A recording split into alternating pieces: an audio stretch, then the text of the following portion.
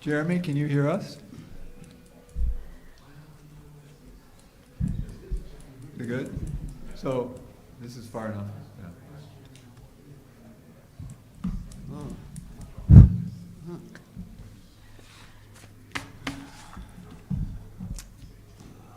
So we have some minutes, some stuff. Oh, yes, I'm so glad we can do it Been on advised. omnibus, Yep. because Lord have mercy. Oh, And you only need roll call for roll call, everything else in the approval of the minute, roll call, approval of the agenda, and approval of the minutes in omnibus form, everything else can be voice vote. great. But if I mess up, catch me. You'll I'm be not fine. on If my you call toes. for a roll, I'll call the roll.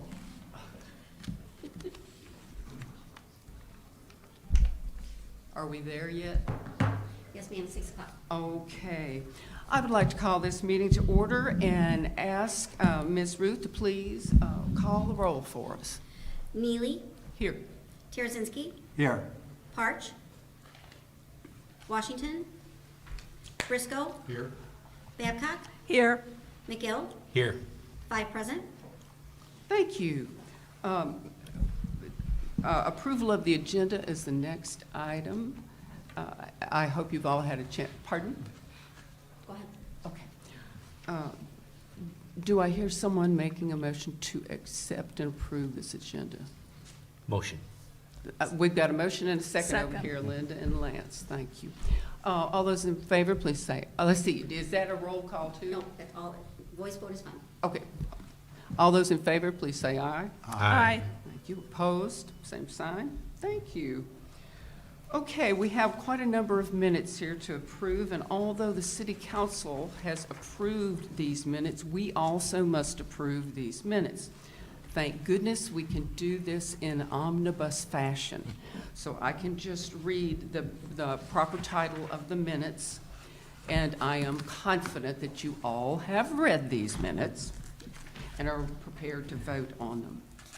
So, first set of minutes, minutes of the Finance Advisory Committee meeting of October 19th, 2020. Minutes of the Joint City Council and Finance Advisory Committee meeting of November 16, 2020. Minutes of the Joint City Council and Finance Advisory Committee meeting of August 16, 2021. Minutes of the Joint City Council and Finance Advisory Committee meeting of November 15, 2021. Minutes of the Joint City Council and Finance Advisory Committee meeting of March 14, 2022, and minutes of the Joint City Council and Finance Advisory Committee meeting of August 15, 2022. Is there a motion to approve these minutes? So moved. Thank Second. you. Thank you, Mr. Tarazinski and Lance McGill. Let's see now, this is a roll call, isn't it, Ruth? No, you can have them. Oh. Yeah. Well, all My right. bad. All those in favor, please say aye. Aye. Aye. Those opposed, same sign. Thank you. I have not received any public participation slips. Is there a bashful person in the room? No. All right. Well then, old business, there is none, and new business is the consideration of the proposed 2023 budget assumptions. So, I will ask you to, I'll introduce if you're ready. Are we ready? Yes. All right. And you can still hear me back there, everybody? This is unusual, but good. Thanks for coming. Yeah, no problem. And since we're up close and personal for a change, this should be, if it's all right with you, a nice conversation amongst us that is in public. I'm going to kick this off, and then Carrie's going to go into our general fund revenue assumptions, and then she's going to hand it back to me on the personnel and the general expenditure side. And then we're going to go to pensions, and Carrie will lead that off, and I'll chime in at some point. I just returned from a conference in Springfield and have some information from that regarding where we might be in terms of the the state, downstate pensions. And then I will kick off a conversation about our levy after we've, to your satisfaction, gone through the general fund, the operating fund, which is what most of us think about, at least financially, when we're thinking about the city. It's the operations that are represented by those folks out there and their leadership. So, without any further ado, Carrie, you want to start on the revenue assumptions? Thank you, Bill. Thank you all for being here tonight. I want to say at this point in the budget process, I want to send kudos to all of our department heads and staff, because everybody in the city has been putting in a lot of time working on their individual department budgets, both operating and capital needs. And really, we're all trying to work together to pull it all into one that will best fit the city's needs. And where we are tonight is the culmination of several months of that process. There's still some refinement to be done, but we're getting pretty close to being at the final budget stage. So without further ado, I'll jump into general fund revenue assumptions. If you recall, those of you that were at our August Finance Advisory Committee, we presented the general fund revenue line items, and since then we've updated some projections because, of course, a couple months has elapsed and we've gotten some more solid numbers in. So at this point, we have updated the revenues and transfers into just under $45 million. And the table that's in your agenda packet kind of highlights the major revenue sources that comprise about $33 million, or roughly 74% of the total general fund sources. So I'm just going to talk a little bit about where those revenues are at right now. Comment one, or item one, relates to property taxes. So in the city, in the last few years, property taxes have only been levied for police and fire pension obligations, and that collectively comprises about 16% of our overall general fund revenues. This year's levies have been entered into the budget currently with a 4% levy increase over last year, slightly less. Last year was 4.95% increase. At this level, there's a negligible increase to what a homeowner would pay in his or her city of DeKalb property taxes. And as Bill noted, we're going to have a more in-depth discussion of property tax levies towards the end of tonight's presentation. As in the last several years, the property taxes that have been contemplated to be levied are restricted for just police and fire pensions, no other city expenditures. And in addition, at this level of property taxes, we're still coming up with an annual shortfall compared to what the pension contribution expense is, as projected by our actuary. This year, 2023, it's roughly 1.7 million short. Item two relates to sales taxes, both our regular municipal sales tax and our home rule sales tax. Those two together comprise nearly 30% of our general fund revenues. And we estimated these based on trends from the last 4 years, excluding the COVID outlier year of 2020, and then added a 3% increase. We've also added a little bit of additional revenue that's been contemplated for new businesses which are opening throughout the city and in the downtown area in particular. And again, since there's a 3-month delay in what the state of Illinois remits to us, we only know actual numbers right now as of July of 2022. Related to sales taxes, and we discussed this a little bit in August, there are a couple of sales tax sharing agreements that are out there. The city still has one with DeKalb County for the Market Square retail area. That's going to continue until October of 2033. So we'll still have to pay out about $1 million a year that goes out of that development to the county. And another sales tax sharing agreement we had with the county actually just expired. So fortunately, the city is going to be able to retain about $330,000 of sales tax that previously was getting paid out under a different agreement. The other item in item two to highlight is our restaurant and bar tax. We've also updated that to reflect trends and additional revenues, again, from these new businesses, restaurants and whatnot, opening in the downtown area.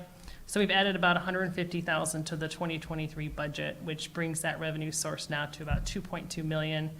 It's higher than the 2022 budget, but still conservatively less than the 2022 actual projected numbers. Going to item three is our municipal utility tax, which is about 5.6% of general fund revenues. This is comprised of our electric, ComEd and NICOR gas tax receipts.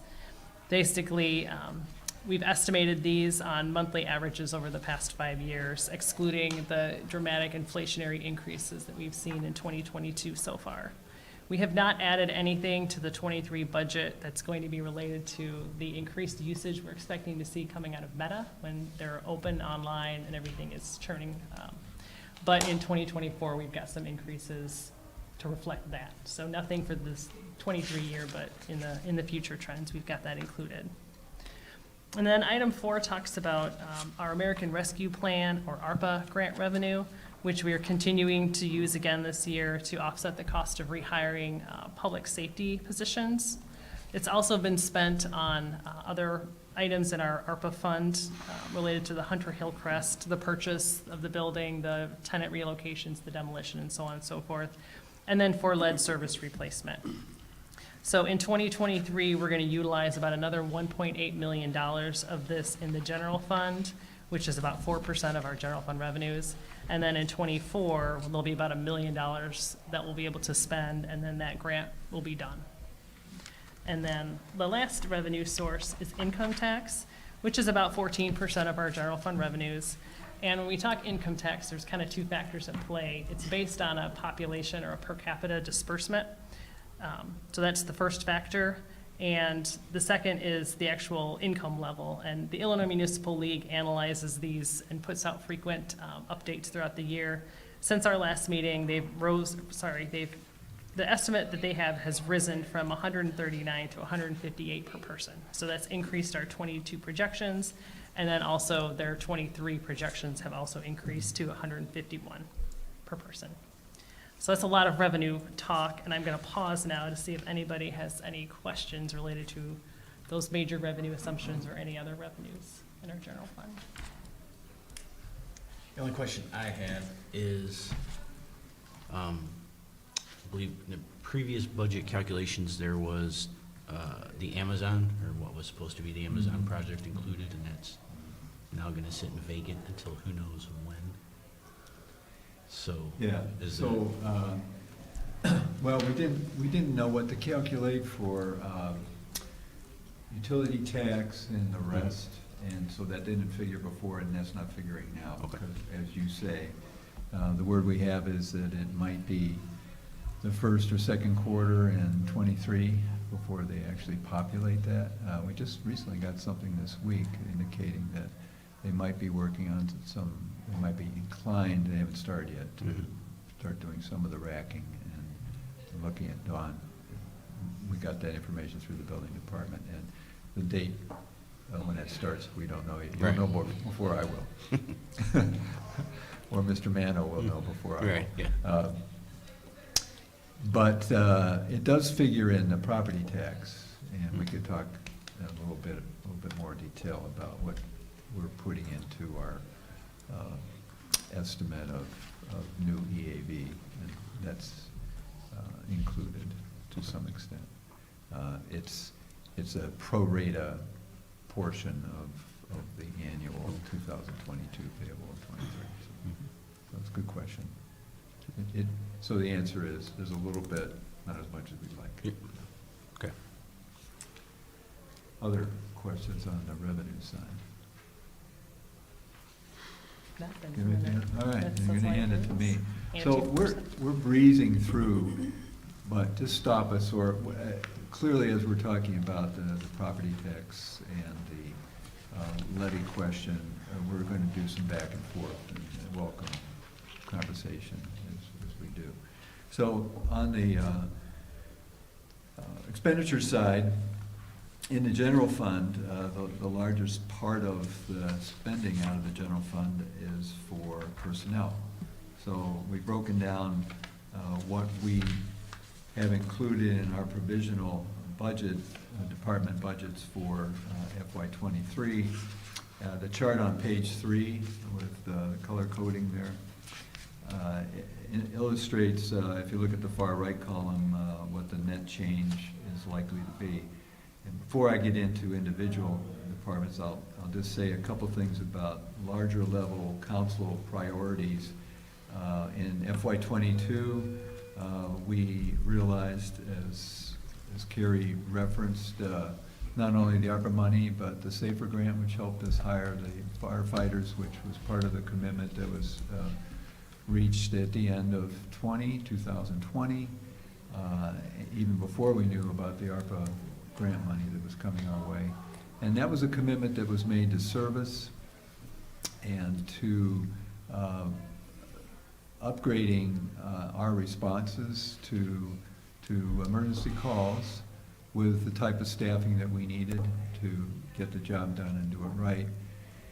And the system that we replaced had been in place since I had been here back in the early 90s. And I'm not going to go into great detail on that, but I'm happy to if you want to revisit that.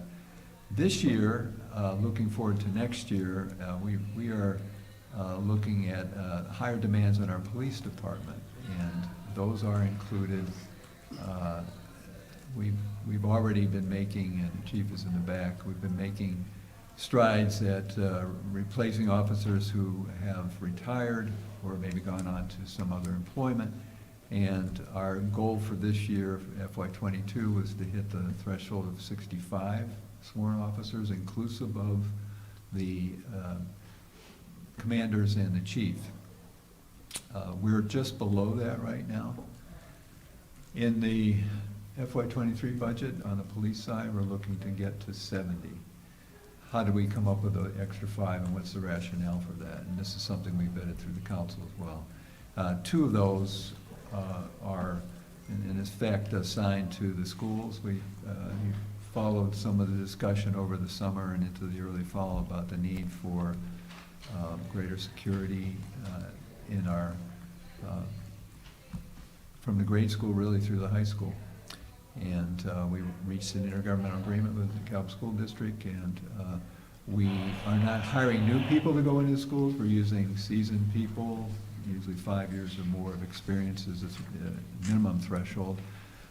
But we need to replace those and backfill those, so that's 2.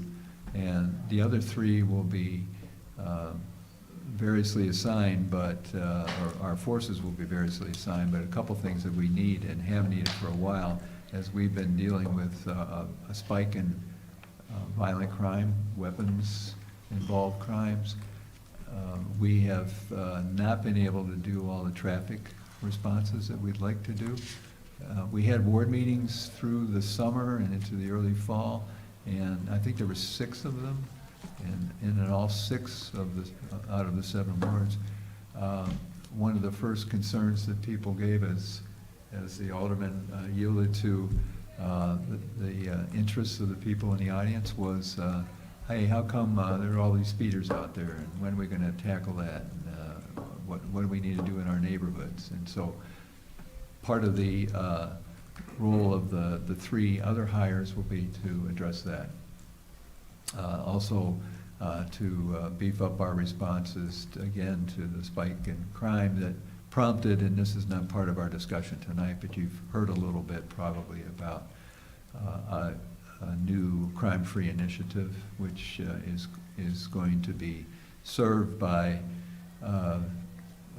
civilians and property owners and tenants and city officials and police officers. So it's going to be a collaborative effort to try to remedy some of the things that have been plaguing particularly our rental housing over the last 6 to 9 months, and for longer than that. Okay, so thank you for tolerating the digression, but I thought a little bit of perspective was useful in that way. So let's look at some of the key departments here. The city manager's office will be a net change of 0, but here's what's going to happen. We have a new position for a director of the Crime-Free Bureau, and that will be a commander from the police department. So there's going to be a position in the city manager's office that will be that director, and there'll be basically one up there, but we're not filling the assistant city manager position, which has been vacant for the better part of the last year. So it's a net 0. In human resources, we're looking at adding a full-time position called an HR coordinator.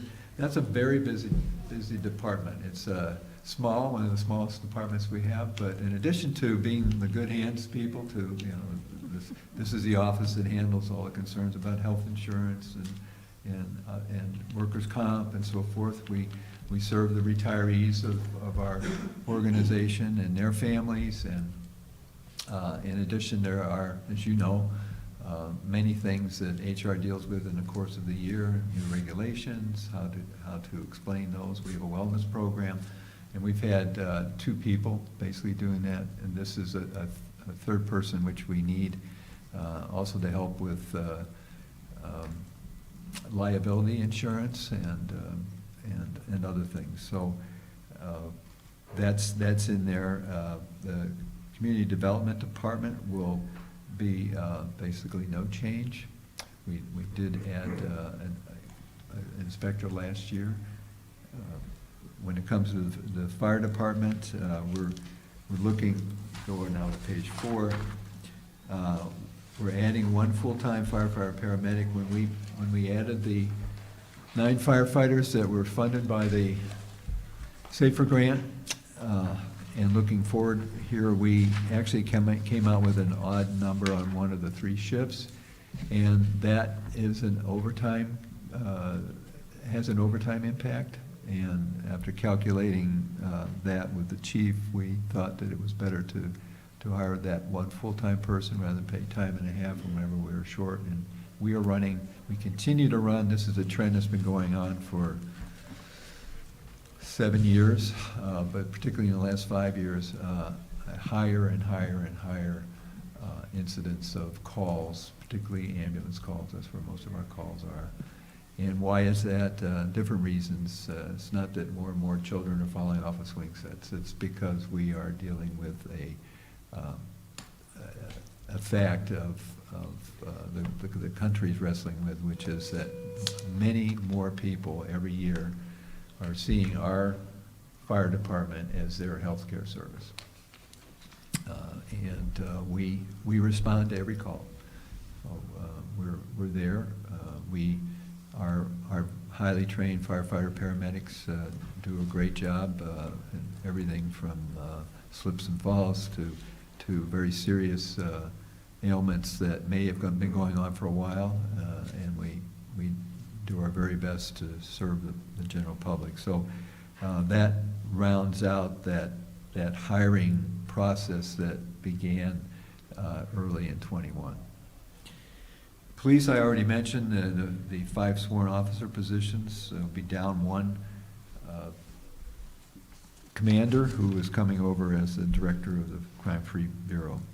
Public Works, it had been 10 years, until FY21, it had been 10 years since there had been any hires, and in those 10 years, we were down at a level of maintenance personnel that followed a major downsizing across the city organization and all of the first response departments, and we've hired a couple. This is the 3rd full-time position in the last 13 years, and there is also a seasonal position, which is part-time, that would be added. This is primarily in the warmer months of the summer. We have done this in the last couple of years.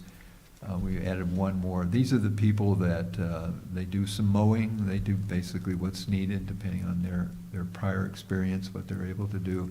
And if it means cleaning up in a rejuvenated downtown, then that's what is demanded. That's what we do. And I think, Andy, you can say that it's been helpful to have that person. Otherwise, we're using higher paid frontline people, frankly, to do some of that maintenance work. Mass transit, this is entirely funded by the state and federal pass-through grant money that we get on an annual basis. We had a position for a GIS intern that has now been eliminated, and there's a part-time grants coordinator. Because the money that supports this very substantial service is almost primarily grant money, having somebody out there kicking the tires and checking the tall grasses for whatever money we can get from the federal and state level is important. So we're proposing to add that, but that will not have an overall impact on the general operating revenue stream. So from an operating standpoint, we'll have a proposed personnel budget that, including salaries and benefits, which would be $39,158,331. That includes both the general fund, which is 36 million of that, and the water fund. So the sum of the general fund is going to be 36 million.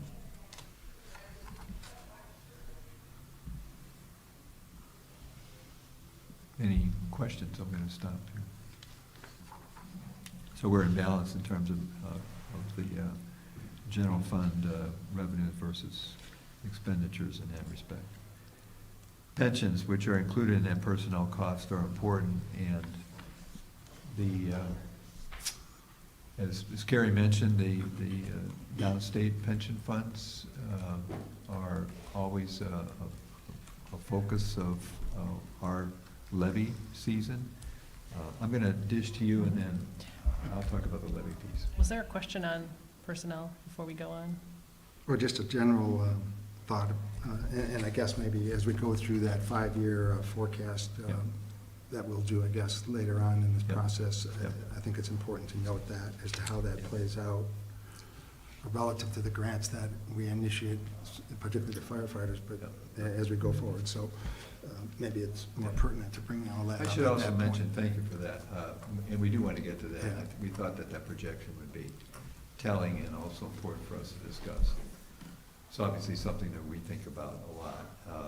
I should also mention that because of collective bargaining commitments, the generality of certainly all of our full-time workforce will be seeing a 2.5% increase, COLA increase this year. 2.5% in comparison with what we know of the inflationary increase currently in this year and what's projected for next year is very competitive. And we have 2 contracts that will expire toward the end of next year that we'll have to renegotiate, and then there'll be another round of discussion about what's fair at that point. But I want to thank our not only our union workforce, but our management have, in these last years, we have been whipsawed in a lot of ways. COVID and now steep inflation that has slightly leveled, but we're still, I think, today it was still around 6.6% in terms of core inflation, and about 8.1%, something like that, if you're looking at the daily Bloomberg stuff, which includes food and fuel. Going back to the COVID pandemic and the shocking hit of that, and the government-imposed constraints on activity and what that was meaning to us in terms of general revenue, we have, in a collaborative way, all gone to the table to what can we do to continue to make this work without layoffs, but at the same time without imposing a great demand on households that were suffering just as much as anybody in our employ would have. So again, thanks to them, and I think as we go forward, and particularly as we look at the long run, I think the approach we've taken is a productive one, and it's transparent, and it has to be ongoing. We can't pause and then let a couple years pass and then get back to the general conversation. So that's, I think it's important to note. Okay. Thank you. So as Bill said, pensions, that I'm going to kind of dive a little bit deeper into, it's one component of the salary and benefit budget. So as part of that 36 million that's in the general fund budget, All of the stuff I'm gonna talk about with pensions is already included in that number. I just wanna kind of dive in a little bit deeper and give the committee a little bit more information on what pensions we actually are contributing to. So within the city, there's actually 3. I know police and fire, we talk about a lot, but there's a third. That's the Illinois Municipal Retirement Fund, or IMRF. So generally speaking, if you're not in the police and fire pension, you're in IMRF if you're a full-time employee. It's roughly 86 employees that are participating in that currently. The way that works, similar to the police and fire, is there's an annual actuarial evaluation done by IMRF, and based on all the assumptions and the investment performance and the demographics and all of that, IMRF comes out with a rate that the city pays on covered salaries. So for 2023, our rate is actually going to drop to 8.71%. So our total citywide contribution for IMRF employees is around $612,000. Carrie, that is wonderful news, Yeah. but that is such an enormous drop. That's like, a 50%, boom, a third of the old rate's gone. 12/31 How did that come about? 12/31/21 was kind of the pinpoint when the valuation is done. And we had an amazing year, if you guys remember Yeah, investment we speaking. did. And IMRF, Surprisingly so. Uh-huh. the IMRF pension fund is actually funded currently at December 31st. It was 109% funded. So it's overfunded because the benefits are less and the investment returns were phenomenal. So hopefully that continues. That helps. You might take a snapshot today and see. If we could if just make that happen everywhere else, yeah. I don't know what it's looking like right now, but as Yeah. of December 31st, it was doing really well. So, so that's the non-police and fire part of it. Then, of course, we talk about police and fire pension plans a lot, which operate a lot differently. For these, the city is actually contributing a fixed dollar amount, which the actuary determines annually, again, based on a lot of assumptions and, tables and things like that, and our demographics. So right now, for the 2023 fiscal year, for the police pension plan, the city is going to contribute about $3.9 million. That's based on having, at 12/31/21, 61 active officers, and of course, the investment performance that was achieved at that time of the year. If they factor that into a percentage of salary, which is not how we pay it, but they put that number in there anyway, it's about 66.3% of the salary costs of the active officers. So that's the patrol, that's the commanders, that's the chief, that's every officer participating.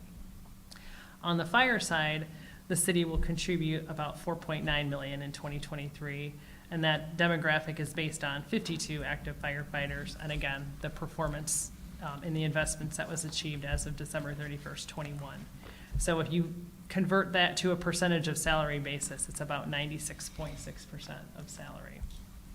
So as you can kind of just hear based on hearing those things, obviously it's something that we need to be aware of and make sure that we're trying to fully fund every year. And the city funds what the actuary tells us. So we're fully funding the contribution. The plan funded status itself is not fully funded, but there's a lot of things in play that we don't have control over. So we're actually exceeding the state statutory requirement. Yeah. There's some tables in the agenda packet that just show the trends of where the contribution amounts have gone over the last 10 years or so. For fire, you can see that in the bottom there, the $4.9 million is what our 2023 contribution is going to be, which is an increase of dollar-wise about $517,000 or 11.72% over the 22 contribution. The average over this time frame has been roughly 10%. So then on the police side, again, our 23 contribution of $3.9 million is about $193,000 higher than the 22 amount, or about 5% higher. The average increase then for police has trended about 12.84% over the last 10 years or so. So if you take those together, what the actuary has recommended we contribute to both plans for 23 is about $8.8 million. So you can see, obviously, the overarching factor here is that there's a lot of things going into this that's spiking it that we don't have control over as a city. For example, the investment performance. the mortality of the beneficiaries and their spouses. You know, people are living a lot longer, and then, of course, once a participant passes away, then their surviving spouse can continue to receive that benefit for the rest of their life. The age at which somebody actually retires is out of our hands, and the benefit levels, that's all dictated by state statute for both IMRF and for police and fire. So those are all things that we're just kind of handed, and we have to, figure out a way to fund it.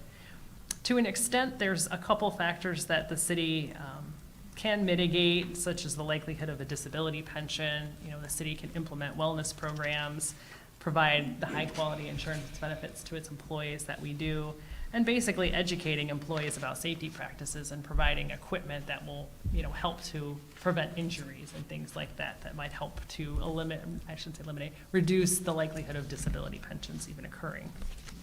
And then the couple variables that are within the city's control are just basically your staffing levels and your wages to an extent, because again, like Bill said, there's collective bargaining that we have to follow. So that has an impact on that. One key takeaway here is these are all for 2023. So we aren't actually going to know the contribution amounts for fiscal year 24 until after 22 has closed. So the SAFER grant hires that came in 22 are going to hit our contribution amounts in 2024. Similarly, anybody that we hire in 23, we're not going to see the impact of that until 2025's contributions. So just something to keep in mind that, it's a target that's constantly in flux there. Any questions on pensions then before I continue? Tom? Just a couple comments. It was, I guess, a year and a half, maybe 2 years ago, we talked about the value of doing long-range projections. And this is no better set of circumstances to have long-range projections than this discussion. Because when you think about the numbers, we're going to 70 sworn officers from the 61 that's in this base. So that's a 15% increase in sworn officers. Not that you can apply that to this number, I understand that, but it's significant. And in your long-range projections, in the fourth and fifth year, then those would be included to some extent, right? So in our projections, when we start to see deficits, we start to see the impact longer term of those pension increases, as well as just the staffing, right? So again, we talked about the value of doing that 5-year forecast. I think this shows you why you want to do that and keep that up as a good modeling technique. So we don't let it get away from us. We're jumping into that, which is fine, or we may want to wait just a few more. But the other thing to note as we get to it, we will underline this, we are not projecting in that 5-year projection going out any change to the downstate pension programs. Right. So it's an extremely conservative projection. We feel that obviously there are problems to solve, or at least to mitigate. And maybe, you want me to jump in right now? Sure. Yeah, so let's talk about the downstate pension plans and their impact locally. These nice blue charts illustrate in a dramatic way a ramp in higher and higher levels of contribution from the city to both the downstate police and downstate fire plans.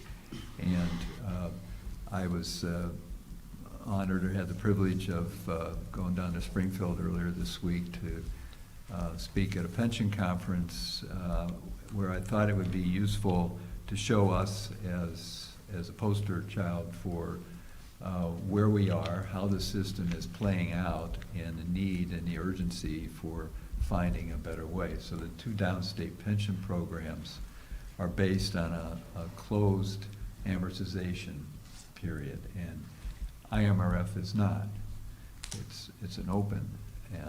And when I say closed, it was the state legislature's decision some years ago to aim at the date of 2040 as a date at which the pension funds, and at that time, they were not consolidated as they are now, for fire and police personnel and their survivors and retirees and so forth, would be 90% funded.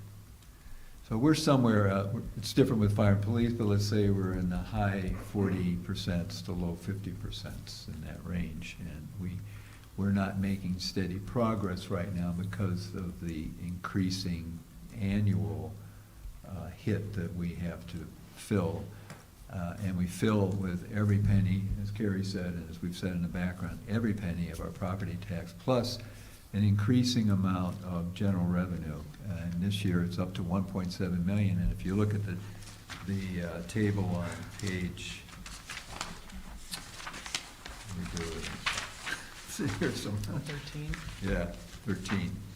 You see what that other is. It's sales and use taxes, whatever's in the general fund, other than the property tax. So all the property tax and all that. In fact, you probably, I guess this is almost comical. Last 2 years, I've received calls from people concerned that I had forgotten to respond to the county in time before your tax bills came out, because there was nothing in there for the city. So if you look, there's 2 lines for the city and for most of the local taxing bodies, and one is the general operating costs that you're trying to raise property tax for. And the other one is the pension line item. And so pensions was all of it, and everything else was zero. So, and then people say, well, if it really is zero, how come I'm paying any tax? Well, you look at the next line. So that's the situation we have now, and it gets graphically more obvious that something has to be done.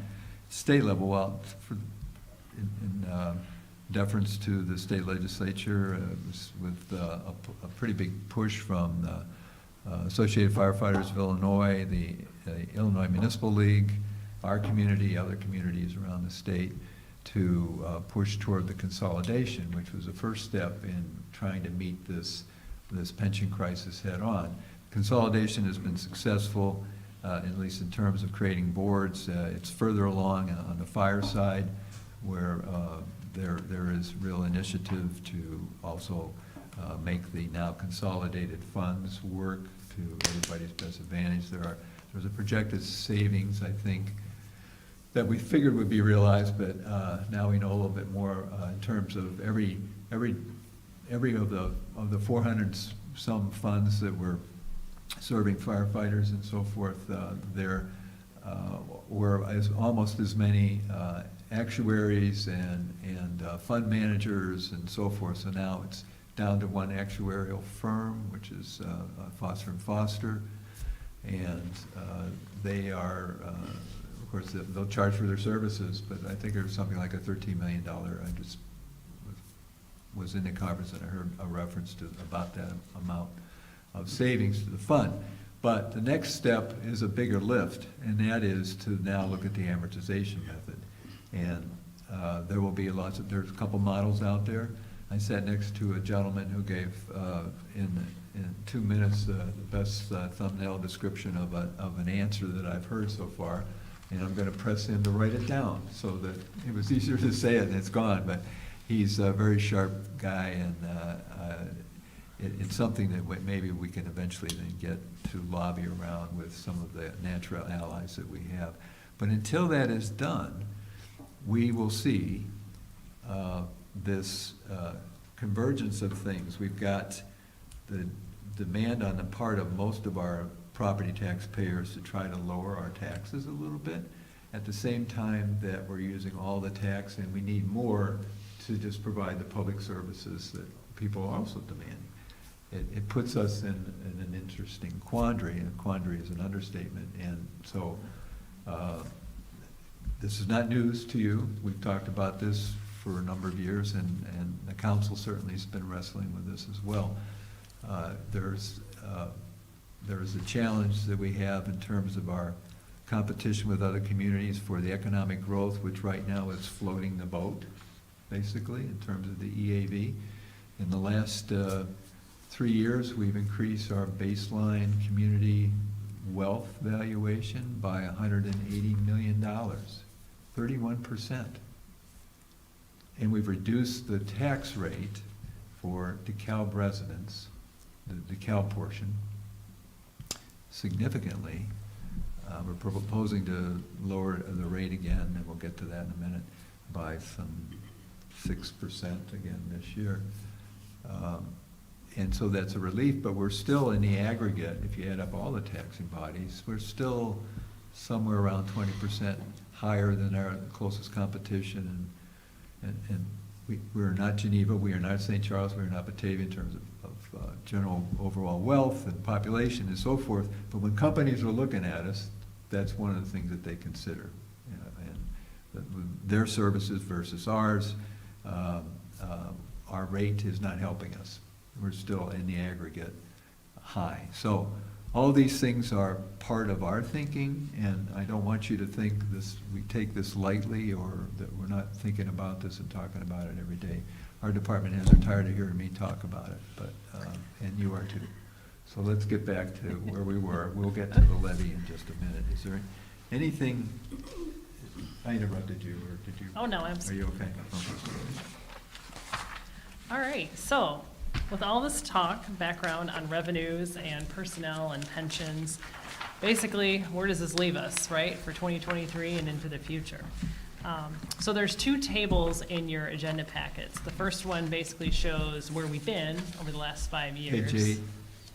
Yeah, page 8, thank you. And the second one is a projection of where we're going to be over the next 5 years or so. The data on page 8 has basically been excerpted from the city's financial statements. And you can see, if you look at towards the very bottom, that pretty much every year but one, the city has either met or exceeded its 25% reserve policy, where we keep at least 25% of expenditures in the general fund, which also, of course, the ARPA funding that occurred in 2021 and the CARES Act funding that occurred in 2020 has helped, to really kind of elevate the fund balance. So it does put us in a good position going into 2022 and beyond. We can see now in 2022, if you look at page 9, that the 2022 estimates for this year are showing a general fund surplus of roughly $3.9 million and about 57% in expenditure reserves. However, to keep in mind that of that 3.9 surplus, 2.9 is attributable to the American Rescue Plan Act grant and that safer hiring of firefighters grant. For the 2023 budget, everything that we've talked about tonight is included in that, and we've got a projection of about a $1.2 million surplus for next year, of which, again, ARPA and SAFER have contributed roughly $2.7 million to achieving that. Without those, next year, we would be looking at actually a deficit of like $1.6 million. So we're still projecting to end high next year with about 56% of expenditure reserves, but you can see that the reliance on those finite grants is becoming pretty clear then.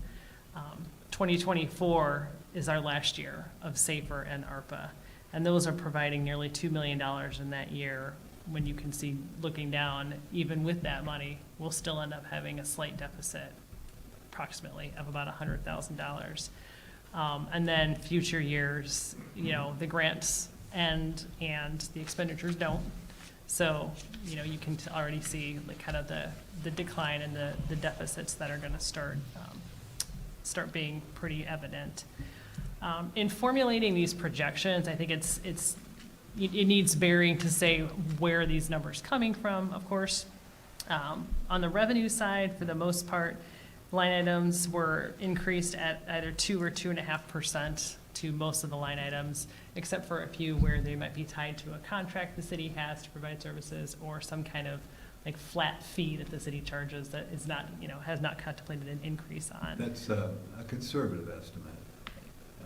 There have been, 21 was remarkable in a lot of ways, but we saw some of on the sales tax side, and state income tax side, more than we thought, but we're trying to play this out with a dim view of what's going to happen in the general economy over the next couple of years.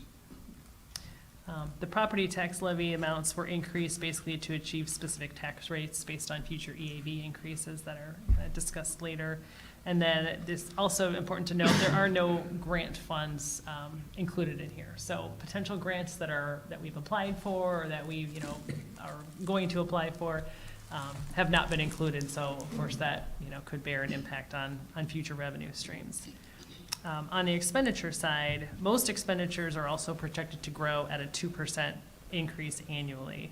There's exceptions made for wages, which were set at 2.5% based on either current union costs, contracts, or historical increases.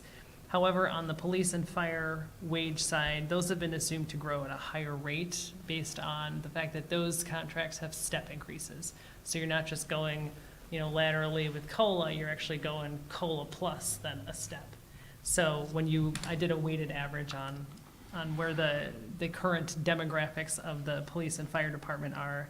So for police, their actual salary expenses is projected to grow at more like 6% annual increases, and fire about 4.29.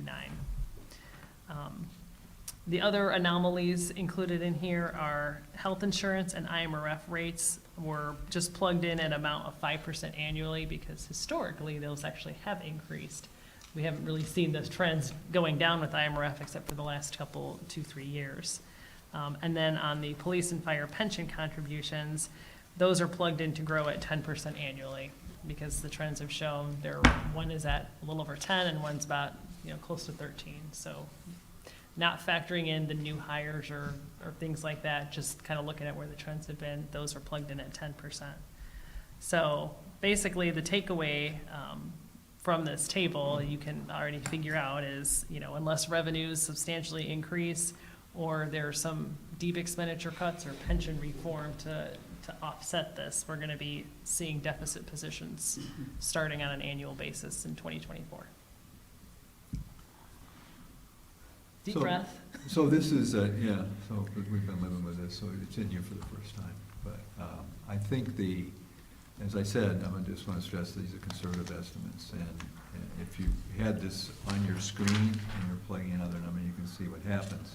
When we started with the direst projections, we were actually had moved up into 26, maybe even the end of 25, some of what you see in 27. But this is still just based on natural growth, as Carrie mentioned. We're not talking about any grants, not talking about any pension reform. And the urgency of the pension reform is obvious here.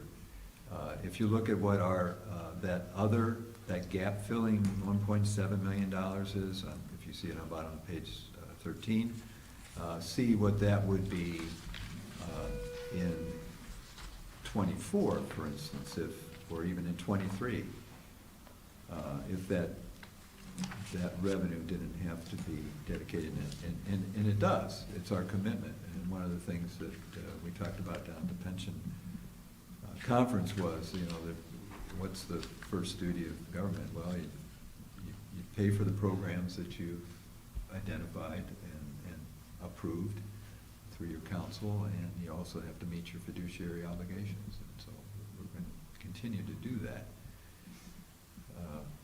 I don't frankly see a way to cut back in the next couple of years on any of our commitments to safety in our community, to responses, timely responses in terms of fire and police, and or in terms of public works.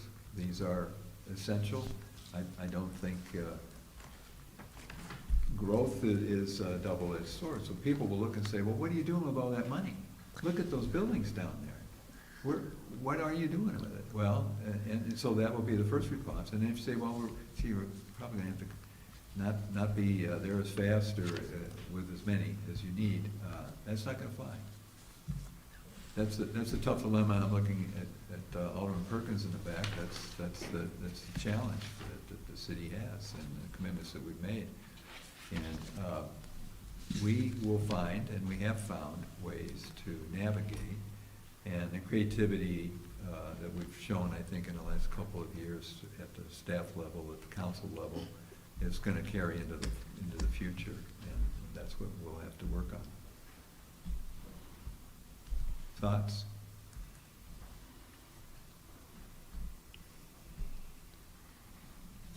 Okay. Do you want to talk about anything else on the general fund before we get into the levy?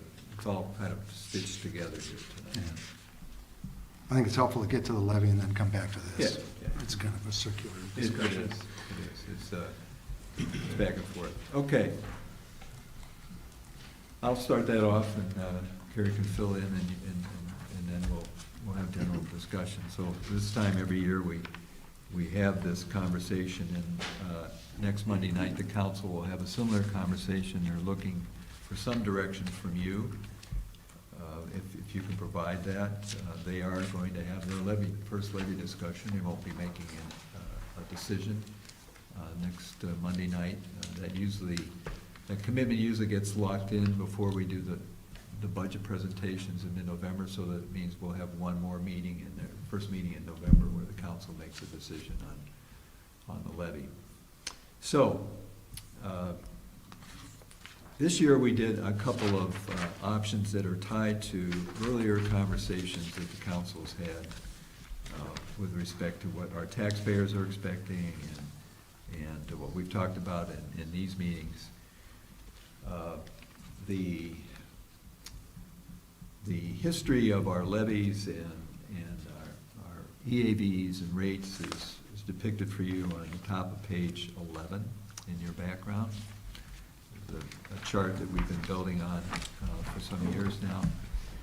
And what we have baked into what we presented you tonight and what Carrie identified and what I've talked about for 2022, these would be taxes payable in 23, is a EAV of $768,500,000 and city levy that's 4% higher than last year's levy at $7,119,130.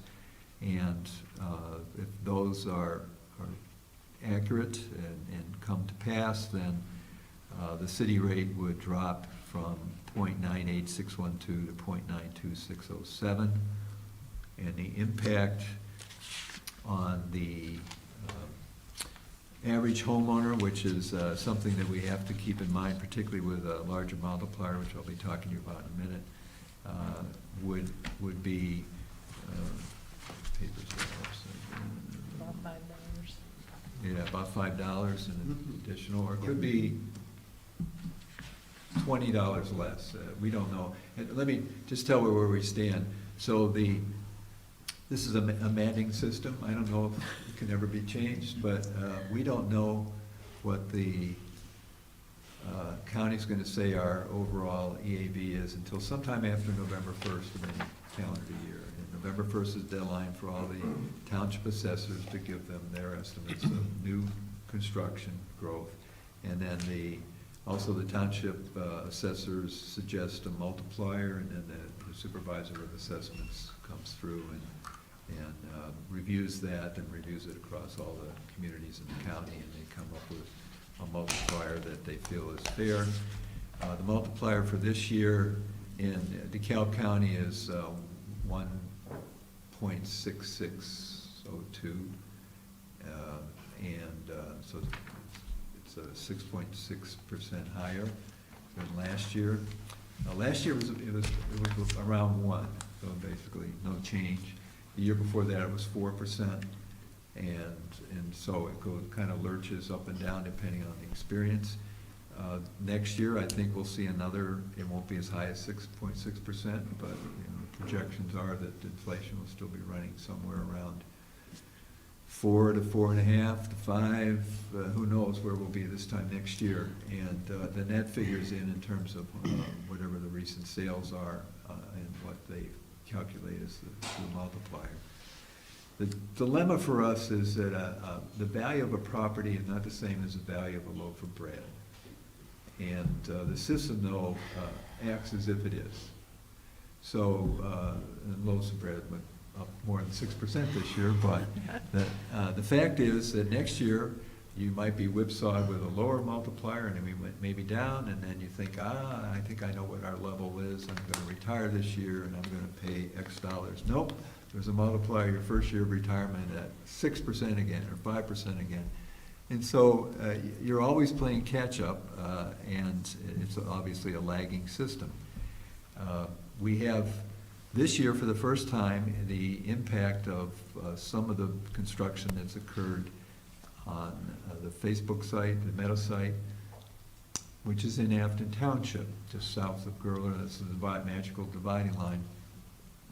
In fact, that's all that we have in Afton Township, the Facebook site. As of today, how was it today? Did you finish that? Okay. You think what we talked about is good? Okay. So I'm working closely with the Afton Township assessor. We have a pretty good idea of what numbers he's going to turn in on November 1st. And we're including, in effect, the value of one of the buildings. And a building down there is 1/2 of an H. Each one of the long buildings is considered a building, even though some of them are going to be knitted together. And that could be a full assessed valuation of 90 million, the EAV of 30 million, times an abatement of 55%. And that's how you get to a number that we've included in our calculation of EAV. If you look at what we handed out tonight, we've given you a couple more examples too than what I have in the background. If you look at this 8.5 by 14, same, right? Yeah. Uh, That one explains it a little better. If you look at the top there, for the moment, ignore the lower area where we're looking at actual rates. This is what Don't stop. So, based on what we can get from the county and also our two assessors, the new value, less the abated portion, is 27, almost 28 million. The total new, without the subtraction of the abatement, was around just under $52 million in new EAV to the bottom line. And the existing, as I mentioned earlier, the existing valuations of all the established homes and businesses and so forth will see a multiplier of 1.662 or so, and that is also included. So we're looking at that EAV of the 768.5. Give you a minute just to digest that. And we have looked at this a number of ways.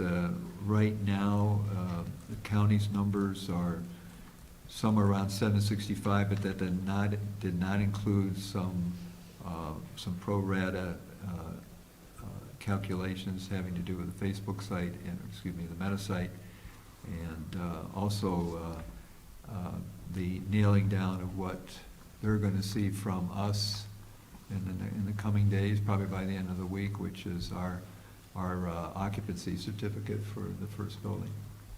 And then that gets to the township assessor and it goes to the county, and we think we'll get the credit that we've been calculating. So with that, we gave you three options to consider. One is that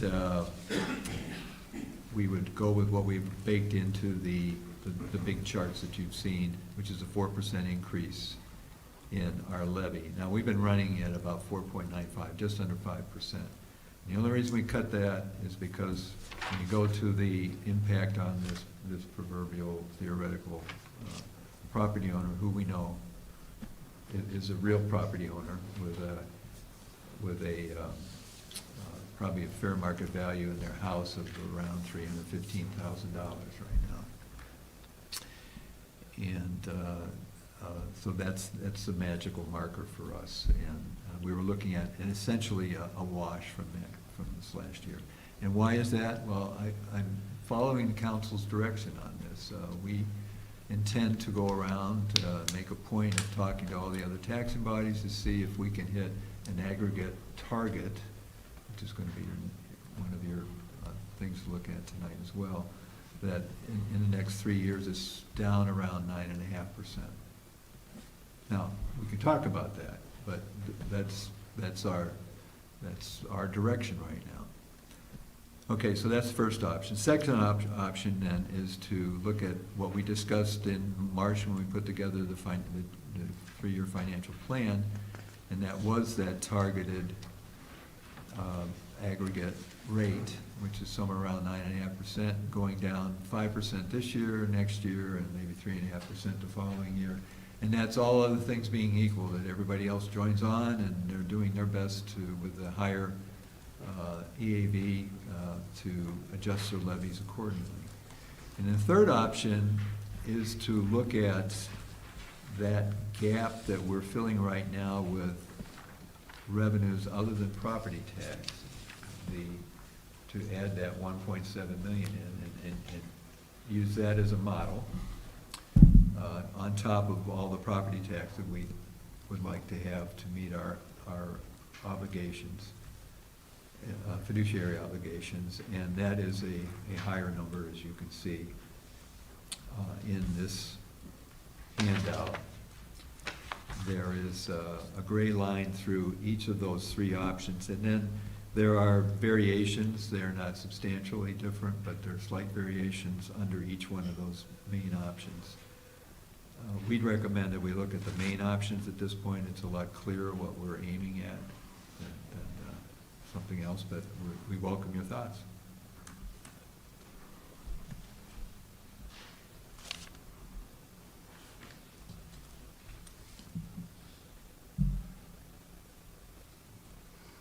And again, if you're looking at our projections, we had included that $7,119,130 levy, which is a 4% increase. That's what's in all the other numbers you've seen tonight.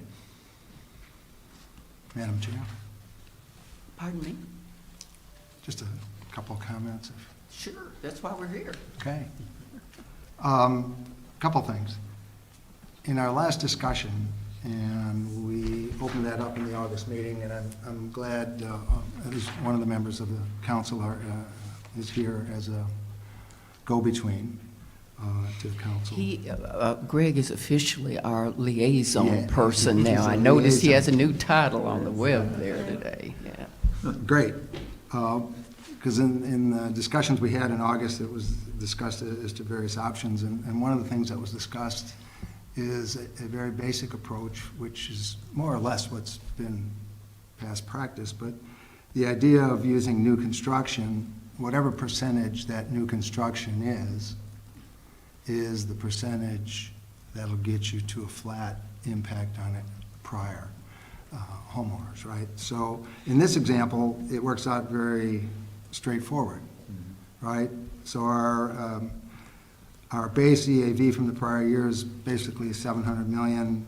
4% of that's 28 million. 28 million is the new construction assumption, and that gives you 4%.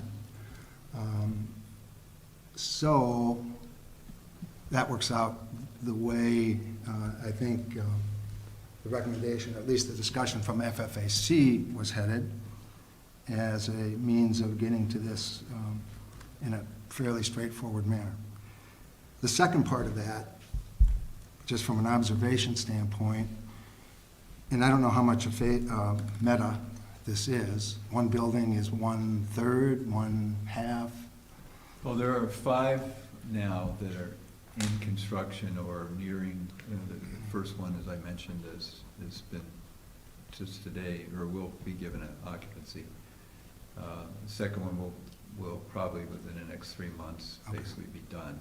And then there are 3 of which, I'm looking at Lance, probably knows as much as I do. I think that third one by this time next year is going to be close, but maybe not going to fall on the EAV. Yeah, that But we're would- going to see, in each of these years that we're looking Right. at, as we're projecting, we're going to see, we're buying time here. We're going to see another chunk, a chunk, Right, and a right. chunk. So Yeah. just general knowledge, I guess, you know, the original discussion was 800 million for the first phase, right? And this is one building out of the first phase. Yep. And then the second phase was another 300 million, and those are those other buildings. So of the first phase, this is one half of the first phase? More or less, or less? Initially, there was only one building in the first phase. Okay? I was reminded of that about a month ago.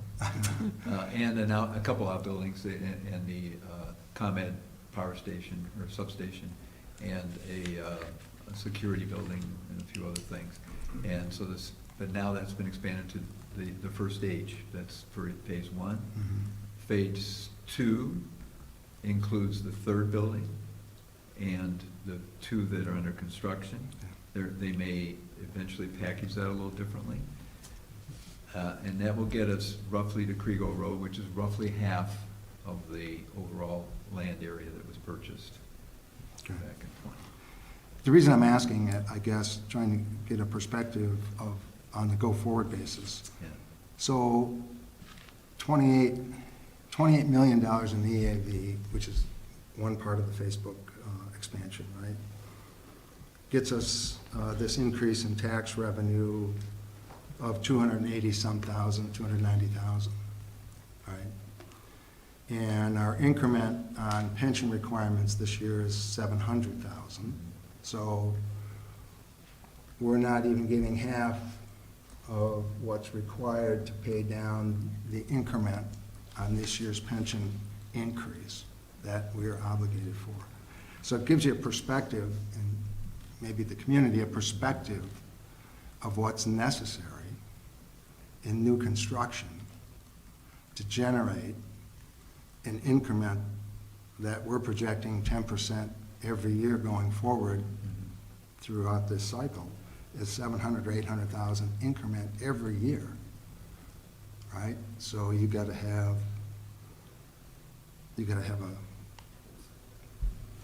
over twice this amount every year to get 700,000 in increment in property tax if we hold the rates flat, if we hold the current homeowners flat. That's just a perspective of what's the size of the discussion and the size of the problem, at least from my perspective. It's very significant. And this is very welcome, and this is a great way to, as far as I'm concerned, thank you for preparing it. This is kind of what we were discussing last time, is how to get at this in a pretty straightforward manner. To me, it's very helpful as far as understanding and what the impact is, and then what the need is. So here's a bigger picture. Thank you for that, Tom. That's useful. So what do we want to be in 5 years or 10 years as a city? Let's forget for a minute what this is telling us. What do we want to be? So that any has. So we're intimately interested, and I am applauding, I'm going to in the next breath applaud the current administration at NIU, which is willing to talk to us about planning, land use planning, and more importantly, I think, the planning around what is going to be possible in terms of how our employment base and also our ability to provide essential services. And we are engaged currently in some conversations with, across police departments and that kind of a thing, but that only goes so far. And Andy, I'm not talking about your guys going over there mowing, so you can rest assured of that. But that's a major challenge for us. And what we're going to be in 5 or 10 years is much tied up into that. So we can't ignore that. It's not an island on a hill. It's very much who we are. The other thing is what people demand now. Whether they see it on TV, they see it intimately in their own lives, they expect at a minimum what we're providing in operating services right now. And frankly, we can't go back. There now are statutory limits to what we can do in terms of our insurance coverages and so forth, liability and property in particular. If we were to cut back on our fire service, we know there is also a limit on what people are saying they would want to do in terms of economies with respect to our police department and our ability to respond to incidents of crime, uncertainty, insecurity, and the rest. So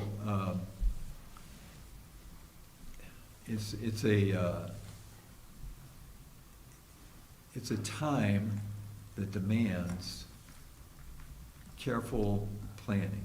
Financial is part of that. Service and how that relates to our financial planning and our financial resources is critical to that. So I have to fly at that level, and I appreciate the financial level as much as anybody. And finding ways to pay for the services that people are demanding without relent at all is a part of our everyday. So we won't have the answers here tonight. 3 years ago, we were upside down. We were in a deficit in a general fund 3.5 years ago. And we've been able to turn that around because we knew we had to turn on the economic tap. But we also knew that that wasn't going to be enough. So we knew about the Downstate pension crisis. The person who I was looking forward to seeing, and I did see yesterday, was in our joint FAC council meeting in August of 2019, talk about the Downstate pension crisis. He was on the governor's task force. He, as much as anybody on that task force, got us to where we are today in terms of consolidation of funds, and he's going to help us keep moving. That will help. It's not going to solve the whole problem. So I'm not in despair. I have confidence in our creative ability to manage. Else, we will lose, we can't cut back on service, or we will lose that economic well. Because people are coming here because they see us as Geneva, St. Charles, Batavia, right? We're not. We have 100,000 people in the whole county. There's 100,000 people in 3 blocks in some of those towns. But this is what we have to do. And I'm a little bit afield of our context tonight, but these are the things that keep me up at night. And I want you to know that we're not blind to the detail, the day-to-day, but we have an obligation to look beyond that as well. So levy, we've got 3 options here. I think Tom hit it on the nose. I didn't calculate it that way. We throw it all in, but in terms of your percentage, that's pretty accurate. That would be the first option. Can we have some discussion about the options? Well, the third option is off the table. Just forget about that, as far as I'm concerned. Are you all? And as far as I'm concerned as well. All the rest of you feel a similar way? Well, no, No? No. Okay. but I No, understand that I'm in the minority. why? Well, I mean, Tell us you know, why. we're constantly talking about the pension, right? Right. And option 3 still doesn't solve it. No. But No. it puts us in a much better position. But I get the financial impact to business and how good DeKalb looks anymore. I mean, Facebook, Meta, whatever they want to call themselves, certainly opens eyes and has a lot of interest in the Guerrilla Road area now. Hopefully there'll be more. You know, there's all kinds of rumors out there, but no one can talk about anything at this point. But I get that's also the hugest hit, right? I mean, listen, no one wants to pay $256 more in taxes a year. You know, if you're getting a mortgage, you get a new statement from your mortgage company, either pay this extra amount now or your rate's gonna go up next month. Or your monthly payment. So I get that I'm in the minority on that. I don't expect us to recommend option 3. I'm just saying, I prefer to take the burden now than later. I mean, all we do is keep kicking it down the road. Well, that's You know? what Springfield has done. No, I and that's understand, why I we're in understand this that's not our mess. fault. I Yeah. understand, you know, that's a thing that everyone's inherited. So the other issue there, which is why we didn't recommend it, and I hear what you're saying, yeah, that'd start to fill in, not a lot, but it'd fill in Yeah. some. Some, yeah. We then have abandoned our, we were trying to provide leadership to the other taxing bodies. Then it's just basically a Wild West. Do whatever you think, whatever your internal engine tells you should have, go ahead.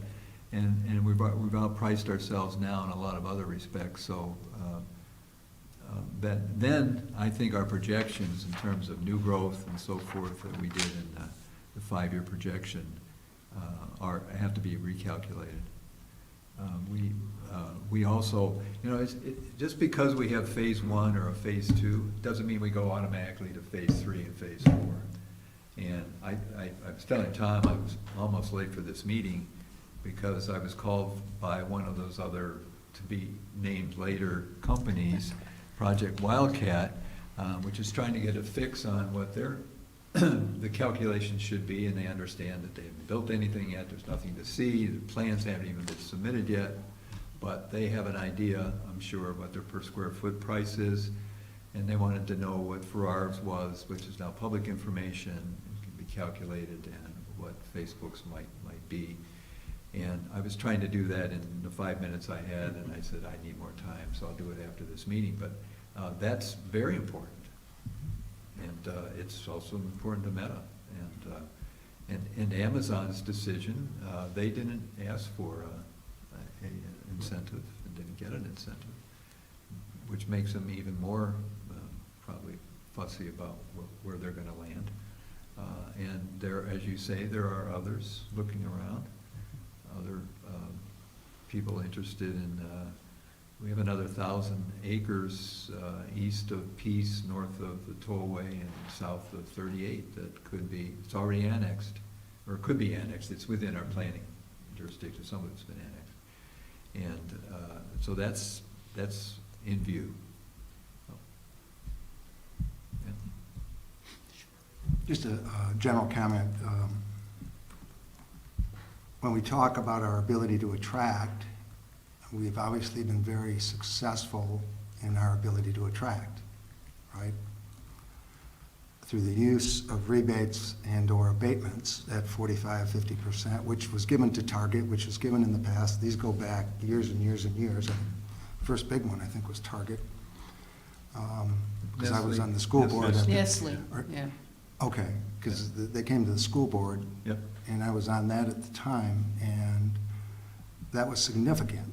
But in the environment that we have now, we've been able to attract that at existing tax rates through use of abatements or rebates, which is attractive because the school district is not, in the longer term, negatively impacted Right. by that because of the school funding formula. So that's a win-win in my mind. School gets their money at 100%, not at 45%, right?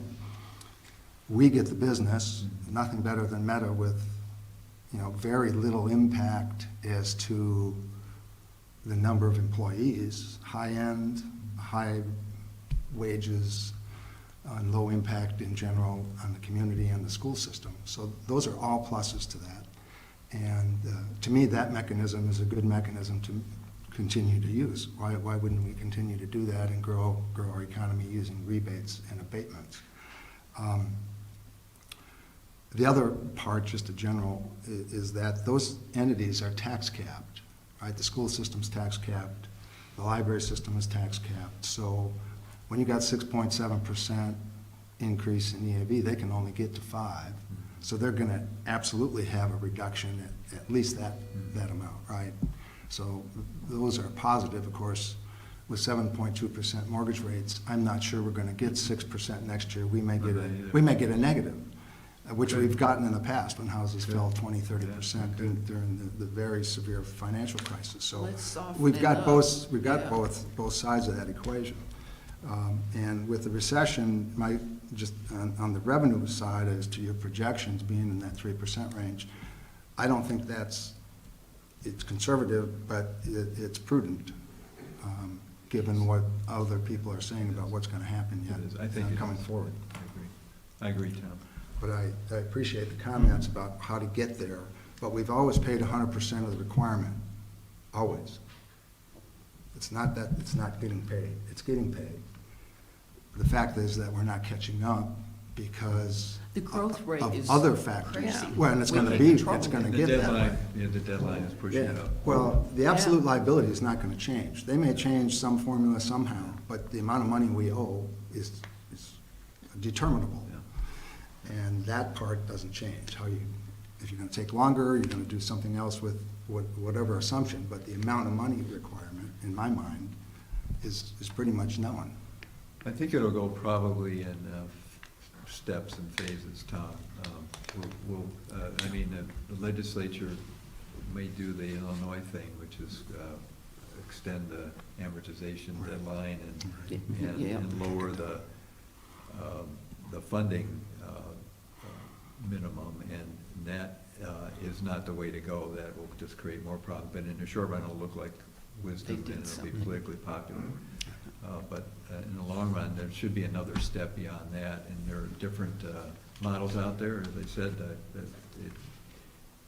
the politics of it will be very important to navigate, but I think the numbers, the finances of it all will tell, I hope, because we're not alone. Thanks to Scott Zach today, I wanted to know exactly where we were of all the cities in the state. Population, we're 39th, is that right, Scott? 39th. And there are in total, no, I left that at the office, how many? 1,200 communities? Maybe it's a larger number than that. So we're up there, but we don't compare to Naperville, Chicago, Springfield, and Rockford, and so on and so forth. So, but if we can't solve this, imagine what all the, another 800 communities are doing. Well, this leads to my question that Yeah. I've had for a while. Do you have numbers, or do you have a sense at least of just how many of the other communities in Illinois are Many are worse. failing, just are in Many this bad? Many are worse. You can't go bankrupt if you're an Right. organized community in Illinois. You are bankrupt in every meaningful way sometimes. And there are some downstate that are right there right now, and they're funding basically at a 6 to 7% level. So now that actually affects, if you're working there, you're looking at your pension being crimped, and it's coming at the end of your career, maybe, not at the beginning of your career, you're seeing. So we don't ever want to get anywhere near that. We want to be moving forward. So more growth is in your future, I think, in the city of DeKalb. A workout of how our largest employer is going to go navigate the next 5 to 10 years is very critical to our success. And fiscal prudence on our part. But we have to maintain a certain level of services. I don't think DeKalb is not the welcoming place that we want it to be without that. And I think it's, a lot of people say, gee, I'm sympathetic with you. Yeah, I see your dilemma here. I don't want my taxes to go up. And when I get on the phone, I want that ambulance there in 3 minutes. Don't give me all this double talk about can't be done. What's the municipal league's read on this, and what's their position? And do they have any They do. way to put pressure on the legislature? Oh, yeah, yeah. They're a long-standing and effective advocate for municipal issues like this. Brad Cole was in a conversation with the mayor and I face-to-face about 3 weeks ago. They were encouraging us to, he was, for in behalf of the executive committee, encouraging us to go ahead and tell our story, you know, what the ramps look like, and try to gain a sense of urgency that we share at our local level. Now, what's going to happen this fall in the executive, or in the veto session, is probably nothing on pensions. It's going to come as it will so closely to the election, and it's just not, it's a newy-gooey conversation. It's not something that's going to hit the headline when it comes to an electoral campaign. But possibly in the spring, we'll see some bills entered. In my cautious view, I think we'll get through 23 without any substantial changes, but I think progress will have been made in the legislature, way of conversation. Bills maybe not making it out of committee, but bills in committee, fleshed out. And it's our job to help flesh those out, work with the committees and our actuaries and our partners to get something. So probably in 24, which you see, we get closer to that tipping point, or at the tipping point, we have something. And I hope it's not just kicking a can down the road. I hope it actually is sort of a full-throated, open conversation about the method of calculation. And then I think we can see a difference, a significant difference. But we're not there, and I think it's about a year and a half out, maybe 2 years. Does the Municipal League, do they have a white paper? Are they providing them with a plan, an option? They don't right now. They don't? Does Brad Cole have something and he goes to them and said, Exactly. here's my 2-page summary? Yeah. They do have something about that, but it's not advocating a particular line. Approach. And so that's what we'd like to get it to. Yeah.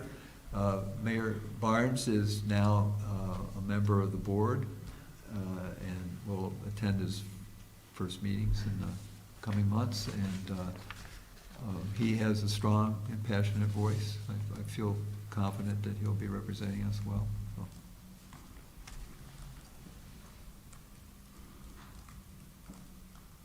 So are you leaning toward option number 1?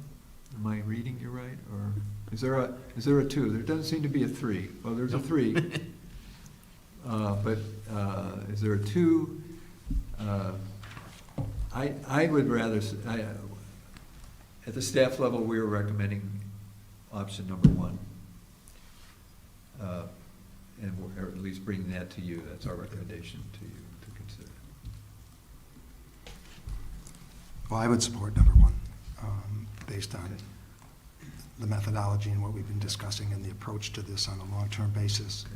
And trying to mitigate and holding existing homeowner basically level. Yeah, it's nothing, $5. Right. And it may be actually good. It might be a savings of $1. We'll see when we end up with the 8. Something that you just said made this return to my mind. I very much appreciated this fall when I got the same email lots of you guys did about, okay, we got to start working on this, start ginning up, get me some numbers, how many people you got to have, what's it going to cost?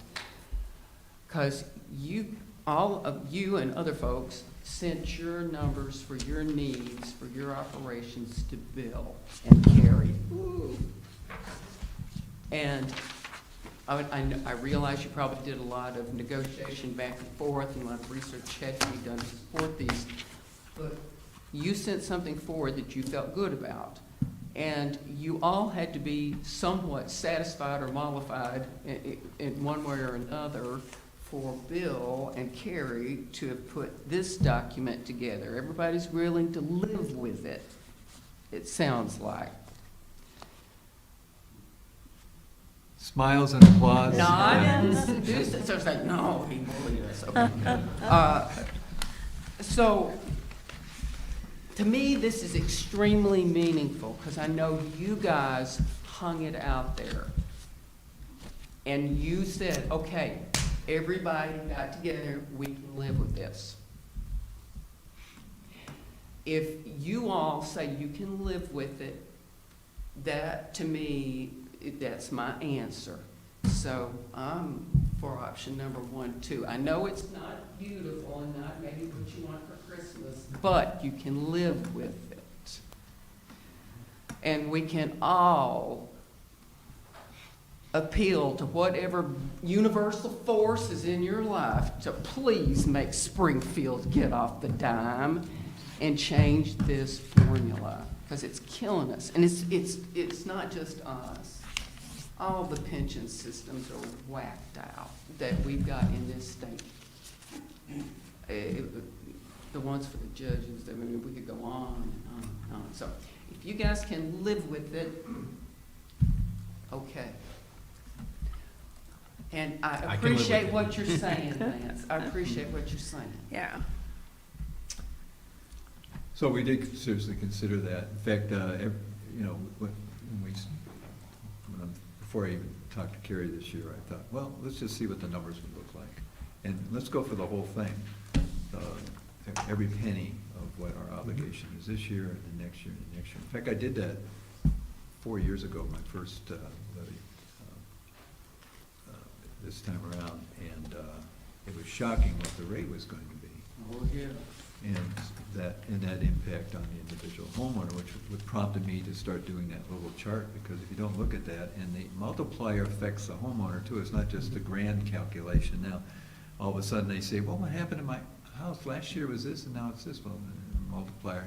And let's face it, when 99%, and I don't think I'm exaggerating, of the property taxpayers in this city go to the mailbox because the neighbor said, hey, did you see, you're out there and your neighbor's across the street, do you see your tax bill's in there? Oh.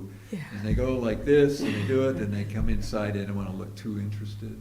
Get in, like I do too, and you're in the kitchen, you get a knife and you go like this, you look at it, and they're used to going, Yes. like that. So we've been trying to take that factor out, at least for the city portion, but when they look at the bill, they're looking at the bottom, right?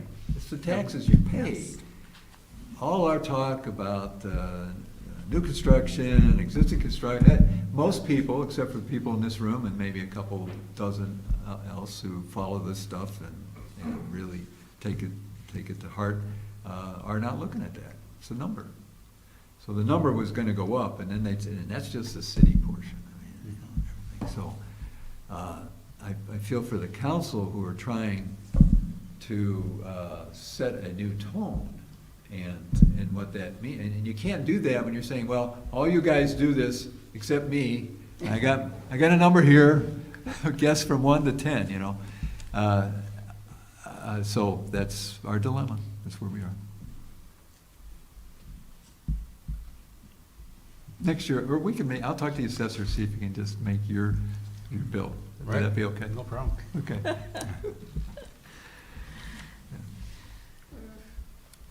Well, that's what we needed to know tonight, and you've been most helpful and gracious in providing us some feedback on this. I want to say one thing, just in case anybody wondered. Is that okay? Yeah, I know, I'm running the darn meeting. Some of you may have been puzzled about why I come into these meetings and I'm pretty quiet, I'm pretty sedate. I don't have a lot of, heck to raise, not asking a lot of questions. This is why. I am very pleased to say that Bill and I have worked together pretty well. And I have usually seen these things ahead of time, and we've already been going back and forth about things before it hit the presses. So it's not that I'm just going, oh, everything is wonderful. No, it's that I've made my points and gotten the answers I wanted before we showed up here. So I'm not being a negligent chair. Okay. And y'all need to know that too. You may have wondered why I was just sitting here a lot of times. It's because he's already heard it all. So. And he made the grave error of telling me not to hold back once. So. Okay, thank you. That ends the staff presentation. Tom, what you got to say? Just the last thing, I just wanted to come back.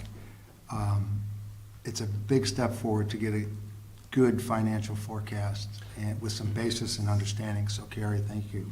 That's a big step forward. This little document is very simple and a nice basis for us to use, as this is the breakout of new construction, what the impact is, how it works, and the mechanics associated. I think it'd be very helpful for the city council as well to get a good understanding of this. Step forward, too. Thank you. You've been quiet, Jim. Well, I've been new to this process, and it's like anything else, it's a learning curve, so you absorb as much information as possible. And one of the things I do, kudos, is looking at the numbers. Numbers speak for themselves. And looking at, as no homeowner, as we all are, you see the bottom line, and especially nowadays, you know, you may be forecasting escalation, 3%, 4%. Real life, you're looking at 11 to 12%. And you look at that bottom line, it's going to affect the home budget anyway. And the first thing people want to see when they see their tax bills, why did this go up? Okay, I'm only getting a 3% increase, my cost of living is going up 11, 12%. And that trickles down. And I moved to DeKalb in 2006, and I looked at Rockford, Naperville, and all that, because I was working in Rockford. I picked DeKalb because access to 88, real easy. DeKalb has a lot of growth potential, in my opinion. That's why I moved here. I made that decision to invest in DeKalb. So as time goes further, I will be picking up and learning more. I've talked to a couple of the aldermen at DeKalb, getting an understanding of the dynamics behind it. So yeah, I may be quiet, but in time, just give me a little bit. I'm looking at some of the cost. I'm looking at some of the layout. Some of this is new to me, because I've been on the private sector for 30-some years, so it's been unique to look at. You know, I'm looking at, I work for an airline, so I'm looking at reducing airline seat miles. So it's the same thing, you gotta reduce the cost. Everything's going up, you gotta reduce the cost to bring the people in. It's the same fundamental philosophy here. Gotta reduce the cost, make it attractive for people to come here, then it grows. So just give me a little bit of time and Well, I certainly wasn't meaning to put you on the spot like I'm Yeah, going to do to okay. Linda right now. That's okay. I've been thrown under the bus many of times, so I don't say you're throwing me under the bus, but yes, so I'm learning, so until I have a full understanding, and I listen to the comments being made, even at some of the council meetings, that you learn as you go. And there's still so much I still need to learn. Linda, There is still plenty I need to learn as well.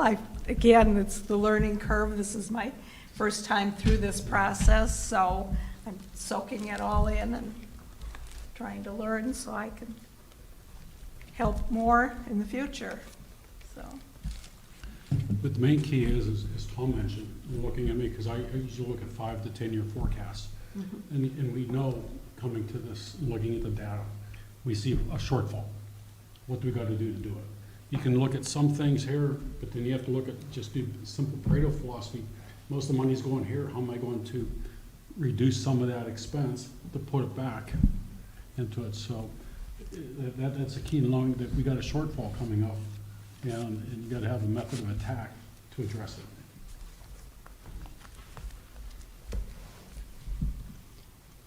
I'm good. anything else? This is our chance. Or- What is Sycamore's, what aggregate?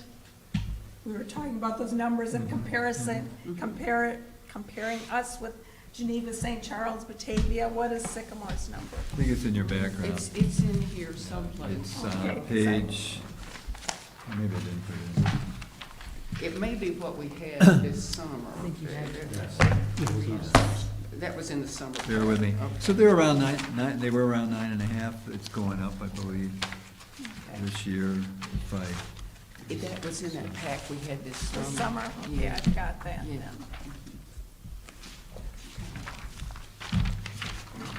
Anything else? They were comparable to that Geneva, St. Charles, Batavia Okay. threshold. I'll find it here. Here it is. So they were at, well, so this is 2 years ago now. But when we put this together, it was still the most current tax year that we could put together, and that was 9.77. We were at that point 11.49, about 11.5%. Quite a gap. Yeah. And so now, at the end of last year, we were about 11 on the nose, and we're looking to be about 10.5 at the end of this year. We'll see where we are in aggregate. So that's where we are.